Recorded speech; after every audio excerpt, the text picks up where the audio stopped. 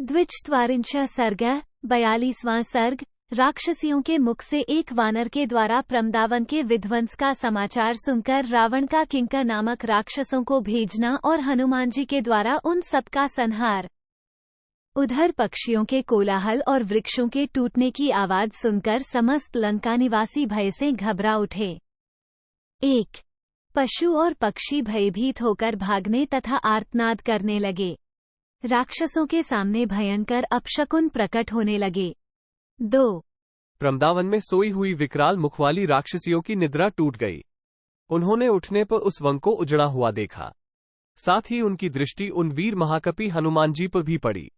3 महाबली, महान साहसी एवं महाबाहु हनुमान जी ने जब उन राक्षसियों को देखा तब उन्हें डराने वाला विशाल रूप धारण कर लिया। 4 पर्वत के समान बड़े शरीर वाले महाबली वानर को देखकर वे राक्षसियां जनकनंदिनी सीता से पूछने लगीं। 5 विशाल लोचने, ये कौन है, किसका है और कहां से किस लिए यहाँ आया है? इसने तुम्हारे साथ क्यों बातचीत की है? कजरारे नेत्र प्रांत वाली सुंदरी, ये सब बातें हमें बताओ। तुम्हें डरना नहीं चाहिए। इसने तुम्हारे साथ क्या बातें की थीं? 6 7 तब सर्वांग सुंदरी साध्वी सीता ने कहा, इच्छानुसार रूप धारण करने वाले राक्षसों को समझने या पहचानने का मेरे पास क्या उपाय है? 8 तुम ही जानो ये कौन है और क्या करेगा। सांप के पैरों को सांप ही पहचानता है, इसमें संशय नहीं है। मैं भी इसे देखकर बहुत डरी हुई हूँ। मुझे नहीं मालूम कि यह कौन है। मैं तो इसे इच्छानुसार रूप धारण करके आया हुआ कोई राक्षस ही समझती हूँ। 10 विदेहनंदिनी सीता की यह बात सुनकर राक्षसियां बड़े वेग से भागी। उनमें से कुछ तो वहीं खड़ी हो गईं और कुछ रावण को सूचना देने के लिए चली गईं। 11 रावण के समीप जाकर उन विकराल मुखवाली राक्षसियों ने रावण को ये सूचना दी कि कोई विकट रूपधारी भयंकर वानर प्रमदावन में आ पहुंचा है। 12 वे बोली, राजन, अशोकाटिका में एक वानर आया है जिसका शरीर बड़ा भयंकर है। उसने सीता से बातचीत की है। वह महापराक्रमी वानर अभी वहीं मौजूद है। 13 हमने बहुत पूछा तो भी जंककिशोरी मृगनयनी सीता उस वानर के विषय में हमें कुछ बताना नहीं चाहती हैं। 14 संभव है वह इंद्र या कुबेर का दूत हो अथवा श्रीराम ने ही उसे सीता की खोज के लिए भेजा हो। 15 अद्भुत रूप धारण करने वाले उस वानर ने आपके मनोहर प्रमदावन को, जिसमें नाना प्रकार के पशु पक्षी रहा करते थे, उजाड़ दिया। 16 प्रमदावन का कोई भी ऐसा भाग नहीं है जिसको उसने नष्ट न कर डाला हो। केवल वो स्थान जहां जानकी देवी रहती हैं, उसने नष्ट नहीं किया है। 17 जानकी जी की रक्षा के लिए उसने उस स्थान को बचा दिया है या परिश्रम से थककर, यह निश्चित रूप से नहीं जान पड़ता है। अथवा उसे परिश्रम तो क्या हुआ होगा, उसने उस स्थान को बचाकर सीता की ही रक्षा की है। 18 मनोहर पल्लवों और पत्तों से भरा हुआ वह विशाल अशोक वृक्ष जिसके नीचे सीता का निवास है, उसने सुरक्षित रख छोड़ा है। 19 जिसने सीता से वार्तालाप किया और उस वन को उजाड़ डाला, उस उग्र रूपधारी वानर को आप कोई कठोर दंड देने की आज्ञा प्रदान करें। 20 राक्षसराज, जिन्हें आपने अपने हृदय में स्थान दिया है, उन सीता देवी से कौन बातें कर सकता है? जिसने अपने प्राणों का मोह नहीं छोड़ा है, वो उनसे वार्तालाप कैसे कर सकता है? 21 राक्षसियों की यह बात सुनकर राक्षसों का राजा रावण प्रज्वलित चिता की भांति क्रोध से जल उठा। उसके नेत्र रोष से घूमने लगे।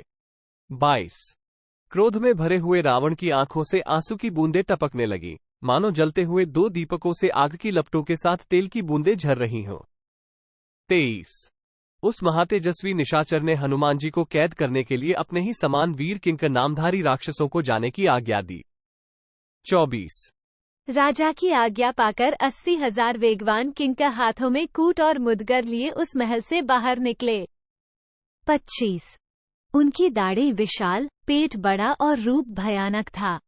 वे सब के सब महान बली, युद्ध के अभिलाषी और हनुमान जी को पकड़ने के लिए उत्सुक थे। 26 प्रमदावन के फाटक पर खड़े हुए उन वानरवीर के पास पहुंचकर वे महान वेगशाली निशाचर उन पर चारों ओर से इस प्रकार झपटे जैसे पतंगे आग पर टूट पड़े हों। 27 वे विचित्र गदाओं, सोने से मढ़े हुए परिघों और सूर्य के समान प्रज्वलित बाणों के साथ वानरश्रेष्ठ हनुमान पर चढ़ आए। 28 हाथ में प्रास और तोमर लिए मुदगर, पट्टिश और शूलों से सुसज्जित हो वे सहसा हनुमान को चारों ओर से घेरकर उनके सामने खड़े हो गए। 29 तब पर्वत के समान विशाल शरीर वाले तेजस्वी श्री मां हनुमान भी अपनी पूंछ को पृथ्वी पर पटककर बड़े जोर से गर्जने लगे। 30 पवन पुत्र हनुमान अत्यंत विशाल शरीर धारण करके अपनी पूंछ फटकारने और उसके शब्द से लंकों को प्रतिध्वनित करने लगे। 31 उनकी पूंछ फटकारने का गंभीर घोष बहुत दूर तक गूंज उठता था। उससे भयभीत हो पक्षी आकाश से गिर पड़ते थे। उस समय हनुमान जी ने उच्च स्वर से इस प्रकार घोषणा की।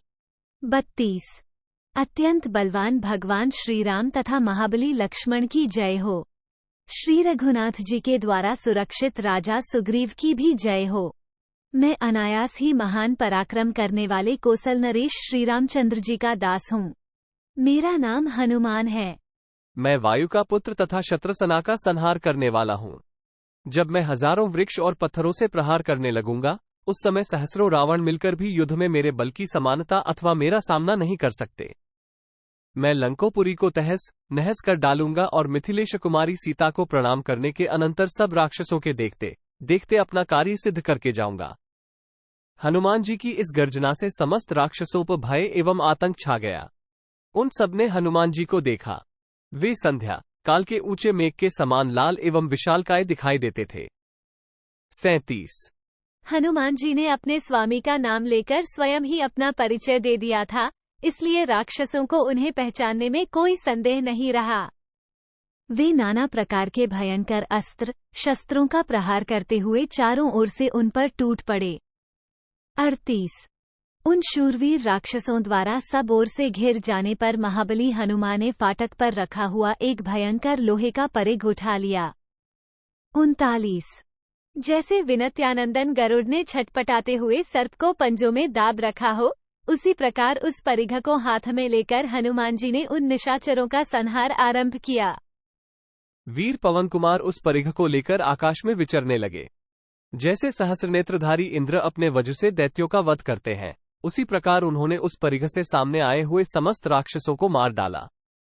41 उन किंक नामधारी राक्षसों का वध करके महावीर पवन पुत्र हनुमान जी युद्ध की इच्छा से पुनः उस फाटक पर खड़े हो गए। 42 तदनंतर वहां उस भय से मुक्त हुए कुछ राक्षसों ने जाकर रावण को ये समाचार निवेदन किया कि समस्त किंकर नामक राक्षस मार डाले गए। 43 राक्षसों की उस विशाल सेना को मारी गई सुनकर राक्षसराज रावण की आंखें चढ़ गईं और उसने प्रहस्त के पुत्र को, जिसके पराक्रम की कहीं तुलना नहीं थी तथा युद्ध में जिसे परास्त करना नितांत कठिन था, हनुमान जी का सामना करने के लिए भेजा। 44 इत्यार्षे श्रीमद् रामायणे वाल्मीकि आदिकाव्ये सुंदरकांडे द्विचित्वारिंश सर्गः 42। इस प्रकार श्री वाल्मीकि निर्मित आर्ष रामायण आदिकाव्य के सुंदरकांड में 42वां सर्ग पूरा हुआ। 42